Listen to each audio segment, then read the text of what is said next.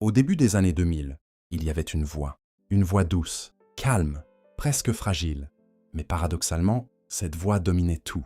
Les radios, les charts, le hip-hop mainstream. Cette voix, c'était Ashanti.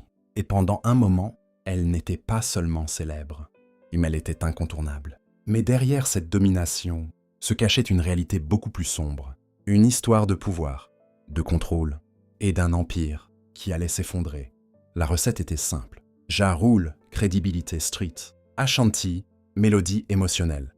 Et le résultat, des classiques. Always on Time, What's Love, Foolish. Chaque morceau devenait un hit. En 2002, tout explose. Son premier album sort, plus de 500 000 ventes en une semaine. Un chiffre colossal, historique. Elle remporte un Grammy.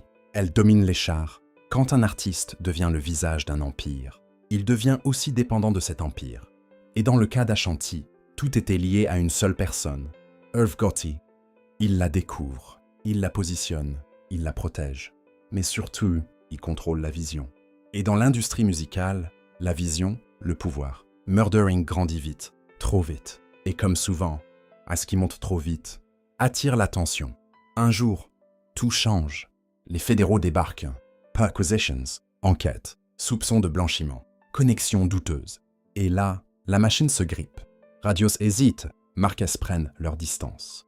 L'industrie devient froide, même si rien n'est encore prouvé. Si la perception est déjà détruite. Et c'est là que tout devient compliqué.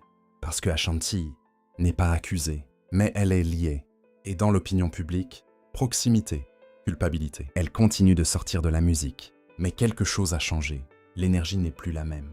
La domination s'effrite. Avant, Ashanti la hitmaker. Après, qu'est-ce qui se passe avec Murder Inc. Dans ce genre de situation, les hommes sont vus comme stratèges, incompris, puissants.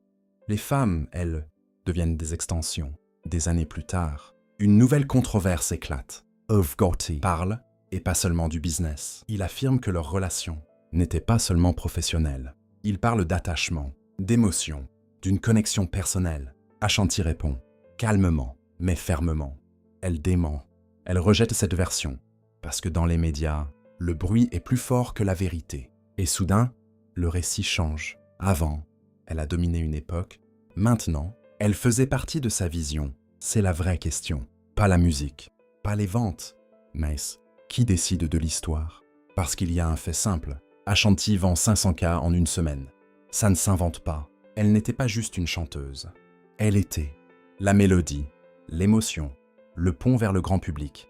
Sans elle, la formule change. Quand Murder Inc. s'effondre, tout le monde perd, mais pas de la même manière. Elle devient indépendante. Elle tourne, elle joue dans des films. Elle réenregistre ses masters sans machine, sans soutien massif.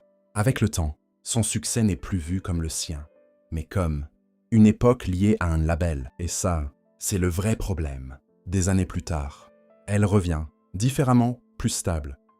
Sa relation avec Nelly se reconstruit. Ils se marient. Alors, que s'est-il vraiment passé? Un empire s'est construit, un empire s'est effondré. Mais surtout, une histoire a été réécrite. Ce n'était pas seulement juridique, c'était narratif. Parce que dans l'ombre des célébrités, il y a toujours autre chose. Pas seulement des succès, mais des vérités déformées. Elle a dominé une époque entière. Mais aujourd'hui encore, elle doit se battre pour que le monde s'en souvienne.